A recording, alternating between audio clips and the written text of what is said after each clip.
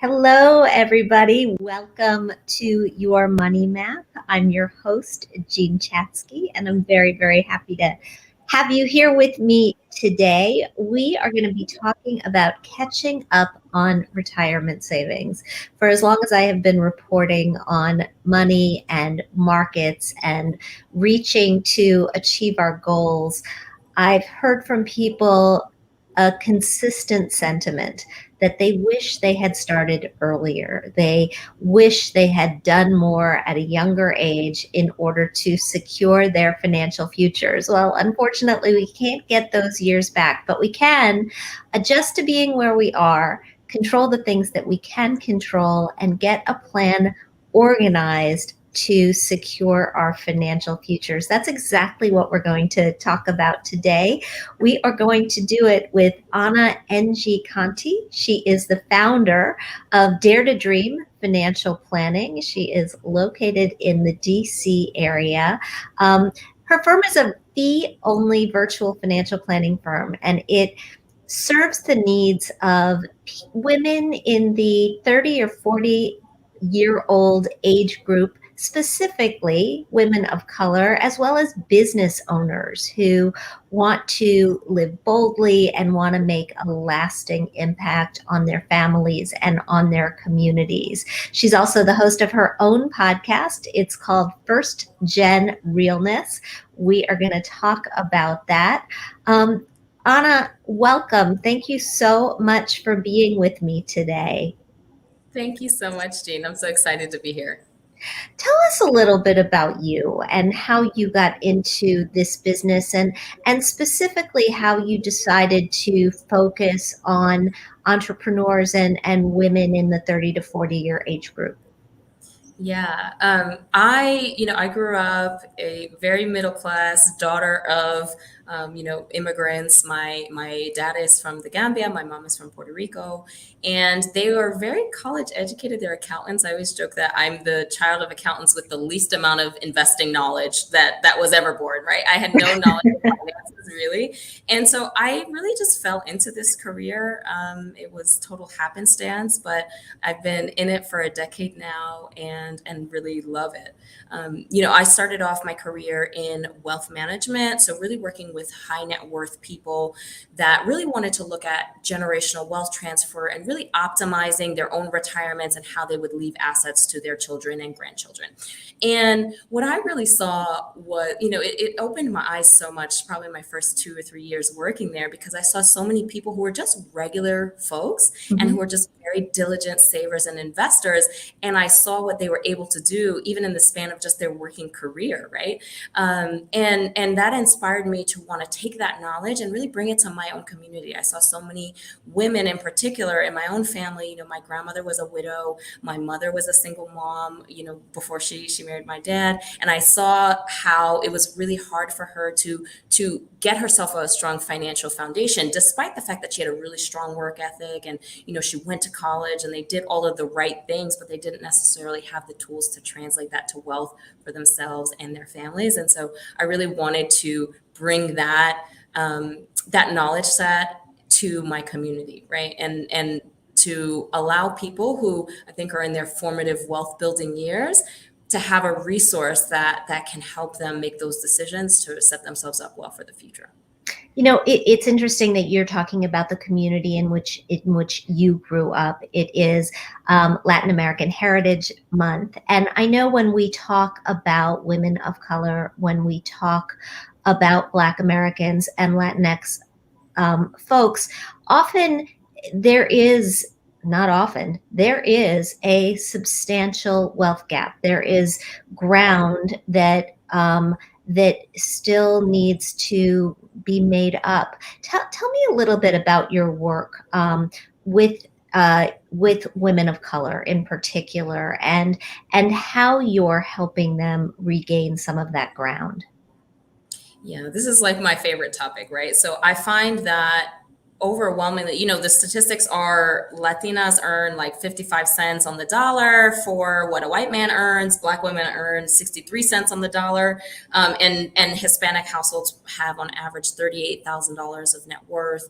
Black families have on average, 23,000, and white families have on average $184,000 in net worth. It's a huge, huge gap. Yeah. And what I find with my clients is they're oftentimes highly educated, either they're entrepreneurs or they might work in the tech industry and are really highly compensated, but they don't necessarily come from a background where wealth is something that people are talking about, right? We're talking about a lot of times day-to-day financial management more than anything else, and really a focus on debt payoff, right? Like being out of debt is sort of what we all grow up hearing is the priority that we need to do. And so a lot of what I do is helping them figure out how to leverage this income for my entrepreneurial clients, how to leverage the tax code, how to leverage their own business, and really streamline things so that they are thinking longer term and investing longer term, right? And making the best decisions, not necessarily out of fear of debt or other things that, they might have grown up hearing, but really thinking strategically. I think I mentioned yesterday in our prep call, trajectory, not perfection, right? They making sure that we're on the right track. Do you think that this focus on debt repayment is misguided? I mean, I have this conversation a lot in a different sort of a framework. I hear from an awful lot of people who've got massive student loans, and they're so focused on trying to pay them off as fast as possible that they miss, for example, the early years of putting money into their 401ks and grabbing those matching dollars where they're available. And I sometimes struggle to try to say, you gotta compartmentalize those debts. You gotta put them off to the side so that you can grab the opportunity to really earn more money on your money and get it growing. Absolutely. It's a huge thing, a discussion that I have. And I think, it's really rooted in two things. I think there's a lot of shame and around having student loan debt or having debt period, or a lot of financial trauma that people have, that they're worried that, they're going to go broke. They're going to, never be able to build wealth. If they lose their job, what are they going to do? And that causes them to really focus on debt payoff, right? Really, what I try to do, I think also, is remind them that they need to have a plan. And I think people that don't necessarily have a plan end up really just focusing on that one thing. And they don't really see how investing and paying off debt can really be a fast track to and a way to, in a more balanced way, to build wealth and to build that financial stability, right? It's one thing if we're talking about something that's a 10%, 20% interest rate, right? We talk about high interest credit card debt or personal loans or those kind of things. Those are things that I would have people really prioritize if they do have those before investing. Having said that, though, if we're looking at student loans, which typically are less than 6%, it certainly behooves you to make sure that you're investing at the very least for retirement, because there are those tax advantages as well. And also, creating a sustainable plan for paying off your debt. Yeah, no, 100%. You're preaching to the choir with me. I know we've got people watching us. They're saying hello in the chat. Hi to Charles and Merv and Stuart and Gerard and anybody else who's joining us. If you've got a question for Anna, please ask it in the chat. She is incredibly knowledgeable about planning for retirement and planning for your future. Do you believe that these challenges, because of because of societal factors, because of family pressures, are more difficult for Latinx families and for Black families? Or is there a greater ask that stands in the way? Yeah, I think so. So, there's a few things. One, I think if we're the first to really have that professional job, to really break the 6-figure mark in terms of earnings, then we feel a lot of pressure to support others as we are also building wealth for ourselves, right? That's a huge issue that a lot of my clients come to me with. They're not sure, they're really fearful of the help that they provide to other people dragging them down financially, right? And if they fail financially, then they're not able to help people, right? That is a huge thing. And really, I talk about how they're oftentimes the true sandwich generation, right? We talk about people that are bridging care for their children and their parents. This is something that starts basically from your first job for a lot of communities. I know, and some of it is to teach people to be to contribute to the household. But really, everybody I know, and for myself too, I was told, I got my first job at 14. I had to contribute to the household. And that was just like, it was, a tax that was mandatory. I paid my federal and state taxes and I paid my mom, right? That was it. And that was, part to teach responsibility. But for some people, it's really about a matter of survival. And so when you're thinking about, you're doing that over the whole course of your career and trying to build wealth, pay off debt, save for retirement, that can feel really conflicting and very stressful. It's very stressful, as are the markets these days. I mean, I told you before we got on the air here, I really think it's important when the markets are as volatile as they have been the past couple of days. And if you've been reading the headlines as I have about the debt ceiling and about China, you're tempted to take actions. You're tempted to act emotionally at a time when it's probably the worst for you and your portfolio. How do you counsel your clients to deal with the sort of volatility that we're experiencing? So this is the kind of thing that I think really is predicated on you having a plan, right? When you have intentionality and clarity around what your investment time horizon, what your risk tolerance, and what your risk capacity are, right? How much risk you can afford to take with that money that we're talking about, then you're able to really see, okay, and you have your investments aligned with that, with all of that, then you're able to sort of take that perspective and say, all right, let's look at this. The market's down, whatever percentage it's down. Let's say it's 5%, let's say it's 10%. This is not money that you need for another decade, another 15 years. Historically, the market has been positive over longer stretches of time, right? Nobody has a crystal ball to know. I don't know what's going to happen in a year, in 10 and 15 years. However, historically, things have been positive, right? The S&P 500 has returned double digits every year over the last few years. And so we want to keep that perspective and not focus on momentary blips, right? And so, I will often tell them the basis of our financial plan is, we run those statistical models that say, even if you retire in a bear market or a significantly negative market, you're still going to be okay. So let's talk about why you're so worried about it, right? And usually having those conversations and that perspective shift cleans out the noise, like drowns out the noise so that people are able to focus on that perspective. Now, if you have not done that work to say, how should my investments that I need in 10 years versus 20 versus 30 years be invested, then that's a call to action to actually do that and understand, how much risk you're able to take based on the time horizon for whatever your particular goal is. I love that you used the word noise, because I think a lot of it is noise, right? I think a lot of the fact that we are living in this 24/7 news cycle, day in, day out, week in, week out, it's just not helpful when it comes really to managing your money. No, it's not. And I was just going to say, it's not something that financial professionals are immune to either. I find that we sometimes get a little bit jittered. I will say though, I always joke with my clients, my superpower is that markets really don't ever faze me. My husband gets annoyed with me. He's like, "What's happening?" I'm like, "It's fine. Like, it's fine. We'll be fine." And then it's always fine. But it's really important to maintain that really longer term perspective. Well, I'm going to put you on speed dial, because markets do faze me. I have to like talk myself down, and it's one of the reasons that as I've planned for my own retirement, I've made sure that there's enough fixed income so that I don't have to worry about the market swings. And we're going to talk a little bit more about that in a second. But before we do, we've got some questions on the thread of conversation that we were having about debt, and I don't want to lose them. Jennifer asks, is there a recommendation for a contribution for someone paying off debt with a late start on saving for retirement?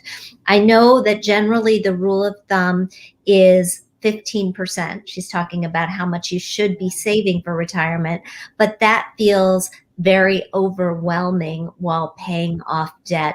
Jennifer, thank you for the question. I think it's a really good one. Anna, what do you think?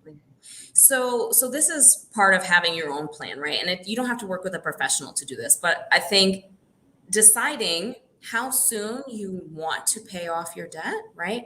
And really getting clear on what your own personal budget is really important, right? I think so much of the what you hear in the financial sort of advice community, financial services community, is really idealized advice. Like everything is linear. We put in 15% our whole career, nothing ever changes, right? That's not realistic. That's Mhm. not how it works, right? Even in my own path, that's not how it worked for me. And so you need to figure out, all right, so let's say it's going to take me 3 years to pay off my debt. I'm going to contribute 5% or 7% or whatever it is. But I'm going to make a plan to, once I do that, I'm going to increase it to sort of make up for some of that time. I will say retirement is one of the few things, I'm not an absolutist when it comes to finances whatsoever, but retirement is one of those things I think you need to be contributing to no matter what, no matter how small of a percentage. It seems like it doesn't matter, even if it's $50 a month, $100 a month, it seems like it doesn't matter, but it really adds up. And even to just build in the practice of continuing to do that, right? So I would say, Jennifer, just look at what the interest rates are, look at sort of the repayment schedule for your own debt, and then just see how much you're able to fit in retirement with that. She also has a follow-up, which is what's the best way to catch up on retirement savings if her company only matches 1%? Should she put some money into a Roth IRA? Yeah. So that's a lot of my answers are going to say it depends. It depends on what your income is, what your tax bracket is, right? I will say, the benefit of the 401k is not just the match. If you have, there's the automation factor, right? That is really helpful. You just, every paycheck, it just goes there. If you have good investments, it really also depends on what investments are available in your 401k plan. Some are better than others, right? So it's a huge, it depends, but I would say, contribute as much as you can. The one thing I would tell you is pre-tax 401k is oftentimes you feel the budget pinch given what you said about debt. You feel the budget pinch less because sort of it reduces your taxable income a little bit. Whereas with the Roth, you really feel the impact of those contributions because it's after tax. So if you're feeling the pinch in terms of being able to hit that 15%, I would probably recommend traditional because it softens the blow of it. Fantastic. A related question. This one is from Lachelle, and she says, hello, should I invest above the match percentage at work? She's in the government's TSP, the Thrift Savings Program. So the TSP is an incredible, incredible vehicle. It has really low cost investment options. Administratively, it's very easy to deal with. I recommend people put in as much as they feel comfortable budget wise, right? The sort of golden rule of thumb is 10 to 15% towards retirement.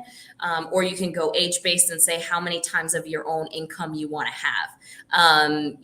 It's with the goal of having 10 times by your retirement age, right? And so you can go by either of those, but if you have budget wiggle room, why not? Oh, you're singing my song. I totally agree because exactly what you said. Your children are younger than my children, Anna. You've got 3 kids, 8 and under. I've got 2 kids, 24 and over. But what I can tell you from going through the cycle of their growing up is that there are just some years that are more expensive than others. Yeah. Those college years, particularly the college year where both of them were in at once, really, really expensive. And I know from my own perspective, I dialed back my retirement contributions during that year, during all of those years, actually. And then once they were out of the house and mostly off the family payroll, then I was able to pick those contributions back up again. But you're right, it's not linear. And so much of it is about the habit. Gerard makes the point that human behavior flows from 3 main sources: desire, emotion, and knowledge. And he is, for the record, quoting Plato. Thank you for sourcing that, Gerard. All right. So you were talking about the sandwich generation and the fact that in many families, this is a great source of financial pressure for people. Our parents are hitting the years where they are living on their retirement savings. Some of them have not saved enough, particularly in communities of color. How do we, as children who want to help our parents, but also want to help ourselves and our own kids, start to deal?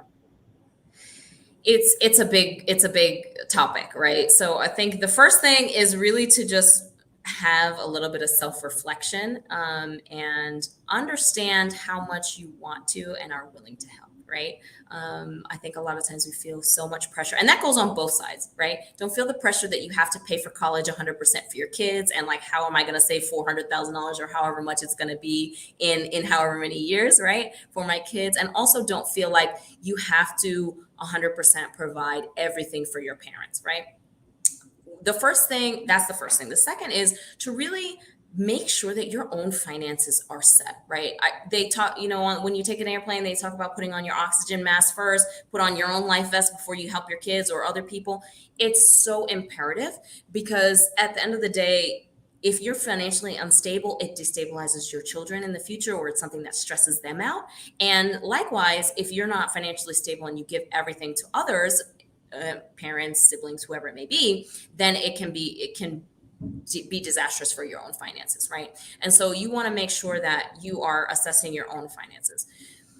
After that, it's really important to understand, what and how you want to help, and get creative with that, right? And so, if it's an immediate need, saying, all right, are parents going to live with me? Are we going to help them downsize? Are we going to help them get their own finances together, right? Am I going to be giving them a certain amount a month? How much am I willing to contribute towards? What am I willing to contribute? And really getting that clarity. If it's a longer term thing, I think, you have the benefit of planning and talking to your parents about investing. No, it's never too late. Even if your parents only have 5 or 10 years to retirement, it's never too late to help them do that. I actually have a client who, she wanted her parents to start a Roth IRA. And so she just matched every dollar they put in there, right? She's like, Right. Mom and Dad, like, they're fine while they're working. And so they have no retirement savings. But if they do 6,000 a year, I'll do another 6,000 maybe. Or if we do 3,000 and 3,000, then at the very least, they'll have 50, 60,000 by the time they retire in 10 years. Do you ever suggest that adult children, step up and actually fund a long-term care policy for their parents? Yeah, sometimes I think if their parents are young enough and in good enough health, it can be helpful to do that, to really mitigate what is really a wild card for everybody's financial situation, right? Not just parents, but us too. You just really don't know what your long-term care needs are going to be. I think it's very valuable, but they can be really pricey. So that, once again, make sure that it's something that's within their budget and is doable. I will say, though, oftentimes in communities of color, people are very averse to other people caring for elders, right? And so oftentimes they want to sort of figure out within the family network how that can be done, and sort of make sure that their own finances are together. Right. And understanding what our parents want. Right. That too. I've had long conversations from my mother about what she wants and how we're going to make that happen. And it's a financial conversation, but it's also not a financial conversation. And sometimes I think it's helpful emotionally to all involved to lead with the wants first and then plug in the numbers later. Jennifer would like to know, what's young enough, in your opinion, for a long-term healthcare plan? And here we're talking about ourselves, right? Not our parents. What's the optimal age to start looking at that? I personally think once you're in your 50s is the time you need to start looking at it. If you have any sort of family history of a really degenerative disease, you might want to do earlier, right? That's a personal decision, but I think in your 50s is great, because you can get a good rate, and the health qualifications are usually better than if you wait till when you're 70. On the flip side, I would say if 50 to 70 is probably the high mark, whereas it gets prohibitively expensive at that point, right? And so if someone's 70 plus, then you're looking at building up enough assets to do what we call self-insuring. Right. And you also have to start to worry at 70 that you're no longer going to qualify for the plans. Yeah. And even younger if you've got health issues. Absolutely. We know from research, 80% of non-retired Americans are at least somewhat anxious that their savings may not provide enough to live on in retirement. What are some reasons, do you think, for that anxiety, and how do you deal with it? Yeah, I think there's always this feeling of being behind, right? And just going back to sort of communities of color, we often feel like we're building wealth not just for ourselves, but for, our parents couldn't do it, our grandparents couldn't do it. And so we really feel behind, even if we aren't necessarily actually behind. Um, the first thing is really just, I'm going to sound like a broken record, but creating a plan, right? And running the numbers and understanding, what your monthly expenses are, what you will need to have in retirement based on that monthly expense number based on and when you want to retire, and understanding how much of assets you'll need at that point, right? And then from there, you can strategize all you want on, Roth IRA, 401k, do I do a taxable account, whatever, but just having that clarity is the most important thing. Can I come back to that number for a second? That number that you want to have to live on in retirement. How do you actually come up with it? How do you tactically look at your life now, think 10, 20 more years down the road, and actually come up with a number that is not going to be perfect? Because I get you. We don't want the desire for perfection to get in the way of trying to do the work, but good enough. Yeah. So that is true. It's never going to be perfect. Who knows what life is going to look like 5, 10, 20 years from now? It's hard to know, and people tease financial advisors like, I don't know what my utilities bills are going to be 25 years from now. Obviously you don't. However, you have a rough idea of what you spend, right? And so, there are all kinds of online calculators now that you can use that, you put in your age, how much in assets you have, right? So how much of a 401k or other portfolios you have, and how much you spend a year or how much you want to be able to spend a year. And it will tell you how much you're going to need in the future, right? I think it's a continual process, right? It's not that you do it once when you're 45 and you never touch it again. That's not accurate, right? As you get closer to that date, as you gain more clarity, as life evolves and changes, you continue to run those numbers and just say, all right, maybe I need to be a little bit more aggressive. Maybe I don't need to actually save as much, right? It really just depends on what your own individual situation is. But if you haven't run the numbers, you'll never know. And you live with that stress of, I've not done enough, when you very well may have. What's your feeling in terms of then covering that number? There are different ways that we can get money in retirement. Social Security is obviously one of them, and we've talked often on this show about how it is so important to come up with a strategy for how you are going to tap Social Security. But in terms of the rest of your monthly nut, you can draw down a retirement account. You can use the 4% rule. You can buy an annuity. You can rely on a pension if you're lucky enough to have one. You can do some combination of the above. How do you like to think about it? Yeah. So diversification is something that's very important. We talk about that with investing, right? But I also like to talk about tax diversification, right? And having different buckets of money. So, having pre-tax, traditional 401k contributions, right? A bucket, having a Roth bucket, having sort of taxable investments as well, and being able, obviously then you might have guaranteed sources of income like retirement, like pensions and Social Security, and collecting all of that in a really intentional way based on, what your own financial profile is like, what your own expenses are, and how, I'd say risk tolerant you are, how guaranteed you want things to be, right? Some people feel very comfortable, just sort of playing it by ear based on what the market's doing, and that's how much they spend.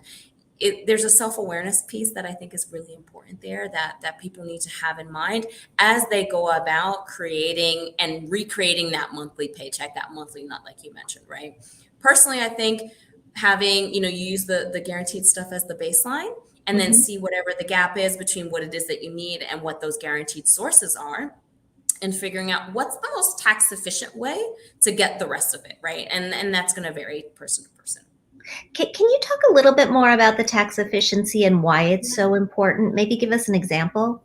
Yeah. So, the pre-tax traditional assets, 401k, IRA, you get the deduction in the year that you make the contributions, but when you pull money out, it's taxable just like wage income, right?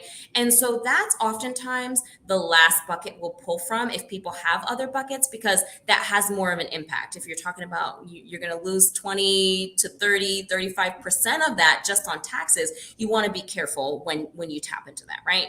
I personally like having a taxable account and maybe looking at taking dividends and income from that, right? And having that flow in on a monthly or an annual basis, however people like to manage their budget.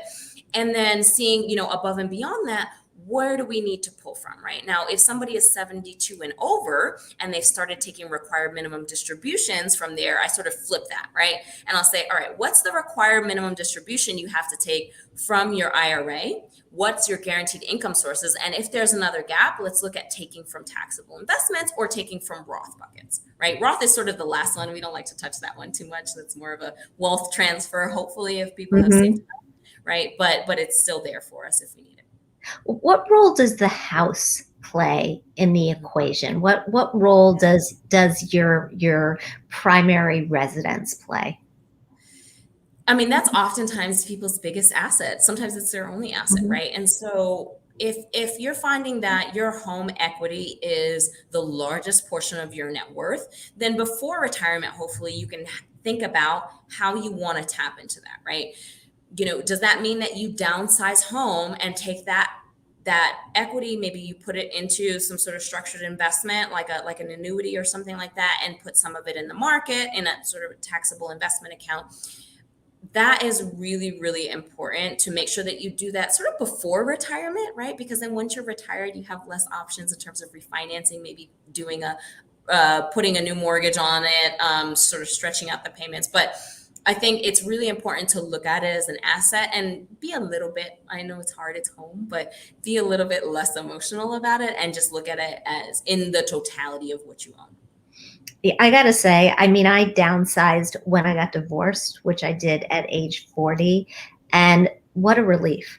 What a relief not to have to manage the bigger place. And granted, I was doing it on my own, so that was a little bit more of a challenge. But I'm all for a little less space and a little less stuff. Angela writes, and I love this comment, so I'm going to share it. This is so informative. I wish financial well-being would have been a topic of conversation when I was growing up. I'm now in my early 50s and trying to catch up. So thank you for empowering all of us. That's to you, Anna. Thank you so much. Question from Rachel. The rule of thumb used to be to put your retirement money in a traditional 401k because in theory, your tax bracket would be lower when you retire than when you are a wage earner. It seems like the Roth is very hot right now. Has there been a change of thought in the industry?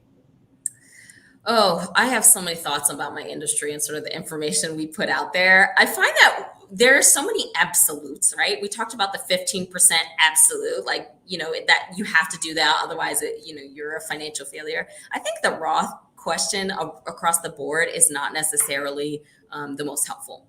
One, for people that might have a tighter budget, I already talked about, when you put money in pre-tax, even if you put $100, let's say, right, and your tax bracket is 25%, you're really going to feel 75 of that $100 that you're putting in as missing from your monthly budget, right? But with Roth, you feel that full 100, and I think that's a portion of it that people are missing, right? And really, I would much rather, if people are feeling a budget pinch, I would much rather people put more in traditional, because at the very least they're able to put more raw dollars in there over the long term, right? It just makes their own financial sort of wiggle room easier. The Roth is very helpful, like you mentioned. If you think that you're in a low tax bracket now and you'll be earning more in the future, it can be really helpful. But once again, the Roth door is not closed just because you didn't do it right now, right? You can look at in the future, maybe gap years between when you retire and when you start getting Social Security, or you start taking those required minimum distributions, doing some Roth conversions and having some of that money, put aside. So if you're feeling that pressure, I would say make sure that you're at the very least contributing the minimum that you need to meet your retirement goal into traditional or Roth, whatever it is. And if it feels like it's tight, then go for traditional. Yeah, and It's I would just also say to Rachel and anybody else who's interested in this part of the conversation to be sure to go back and watch our show from 2 weeks ago with J.O., who's a Medicare expert, who explained all of the impact that this tax diversification can have on your Medicare premiums down the road. So it is wildly interconnected. fascinating. Let's talk a little bit about the pandemic. We've got a statistic from a new survey from the Pew Research Center. It found that 36% of Americans who save regularly are saving less because of the pandemic. 1/3 have had to dip into their retirement savings to make ends meet. What are you hearing and seeing and feeling among your clients? Yeah. I think my clients are largely very fortunate in that they're higher income earners, and a lot of us with white collar jobs we're able to, just be on Zoom all day long. As much as Zoom was not everybody's friend, it's certainly not my friend. I'm over it. But we were able to maintain our employment and work from home, right? But they oftentimes have people in their family that were really disproportionately impacted by COVID, right? Either health wise or just, in terms of losing their employment. And so I found that they felt a lot of anxiety sort of peripherally, not necessarily because of their own financial situation, right? And that I found that really made people recommit to building their own financial stability and well-being for themselves and their families for the future, because who knows what's going to happen, right? I would say everybody's financial anxiety is up, though, across the board. Everybody seems to be much more focused and honed in on finances. Yeah, I'd love to just bring this conversation around and wrap it kind of where we started. I know that the focus of your work draws upon working with first generation women of color and other small business owners and entrepreneurs. Have you found that they have different retirement planning needs and need different approaches? I do think so. I think they don't necessarily have that investment knowledge, right? And they don't necessarily see how all of these pieces play together because they didn't have a blueprint, right? I didn't have a blueprint. I had to sort of research and learn on my own. And so there's a lot of, I think they oftentimes think about, all right, I'm going to focus on this business and I need to focus on earning more, right? But they don't necessarily focus on how do I put aside that money and leverage this income that I'm earning now to secure my financial future. It's a part of it that I think, for business owners tend to just focus on the business. They put all their eggs in that basket. But I think for communities of color also, we don't necessarily focus on a lot of that investing and longer term, diversification of investments and wealth building outside of, let's say, our business or our primary residence. It's a lot of reshifting sort of the focus and making sure that they understand that building in that flexibility is where it's at for, building financial stability and abundance for yourself. Yeah, I find that with entrepreneurs across the board, and I am one, but we have to acknowledge that our businesses are not our retirement plans. They are not. They are not, especially if you're not treating it as a asset, right? And that's a huge thing that I tell people to do, right? You have to have an exit plan, you have to have it structured, and you have to treat it as if it's an asset to be sold, to be, transferred, however you want to exit from the business. But you have to have that in mind so that you're able to leverage that, right? And I could talk for hours about ways to do that, but it's really important to make sure that you view that as one of your assets and not the sole asset that you have. Well, we're gonna bring you back to talk exactly about that. But for now, we're gonna leave it where we are. Anna, how do we find out more about you, more about your work for people who are listening who want to get in touch? What's the best way? Yeah, so you can find me in terms of social media. I normally hang out on Instagram and Twitter at ANJIEKONTE. You can just search for my name. And my website is daretodreamplanning.com. My podcast is on all podcast streaming platforms, Apple Music, Spotify, and that is First Gen Realness. Love it. A big thank you to the Alliance for Lifetime Income, the sponsor of this show. We are so grateful for your support.